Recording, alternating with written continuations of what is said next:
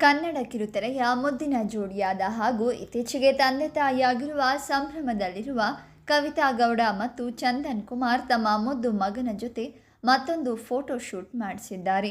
ಮಗು ಹುಟ್ಟಿದ ಕೆಲವೇ ದಿನಗಳಲ್ಲಿ ಮಗುವಿನ ಮುಖ ರಿವೀಲ್ ಮಾಡುವ ಮೂಲಕ ಹಾಗೂ ಮಗುವಿನ ಫೋಟೋ ಶೂಟ್ ಮಾಡಿಸೋ ಮೂಲಕ ಸುದ್ದಿಯಾಗಿದ್ದ ಈ ಜೋಡಿ ಇದೀಗ ಮಗನಿಗೆ 2 ತಿಂಗಳು ತುಂಬಿದ ಸಂಭ್ರಮದಲ್ಲಿ ವಿಶೇಷ ಫೋಟೋ ಶೂಟ್ ಮಾಡಿಸಿದ್ದು ಸೋಷಿಯಲ್ ಮೀಡಿಯಾದಲ್ಲಿ ಶೇರ್ ಮಾಡಿದ್ದಾರೆ.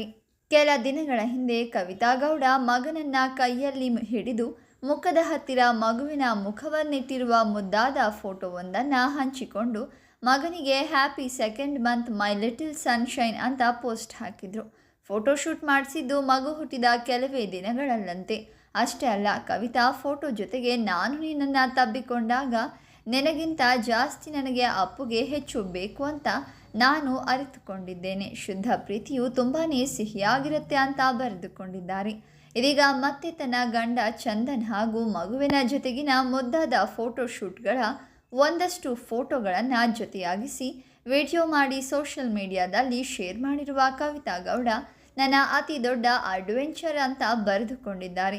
ಈ ಫೋಟೋಗಳಿಗೆ ಭಾರಿ ಮೆಚ್ಚುಗೆ ವ್ಯಕ್ತವಾಗಿದೆ.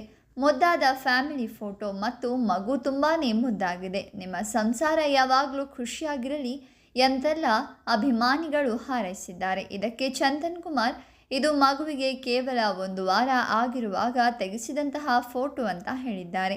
ಕವಿತಾ ಗೌಡ ಮತ್ತು ಚಂದನ್ ಇಬ್ಬರು ಕಿರುತೆರೆ ನಟರಾಗಿದ್ದು ಕಳೆದ ಕೆಲ ಸಮಯದಿಂದ ಇಬ್ಬರು ಕೂಡ ನಟನೆಯಿಂದ ದೂರ ಉಳಿದು ತಮ್ಮ ಹೋಟೆಲ್ ಹಾಗೂ ಉಳಿದ ಬಿಸ್ನೆಸ್ ನೋಡಿಕೊಳ್ತಾ ಇದ್ದಾರೆ.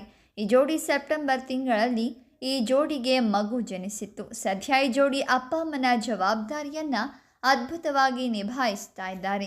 ನೀವು ಕೂಡ ಈ ಫ್ಯಾಮಿಲಿಗೆ ಒಂದು ಲೈಕ್ ಕೊಟ್ಟು ಈ ವಿಡಿಯೋವನ್ನು ಶೇರ್ ಮಾಡಿ, ಹಾಗೆ ನಮ್ಮ ಚಾನಲನ್ನು ಸಬ್ಸ್ಕ್ರೈಬ್ ಮಾಡಿ.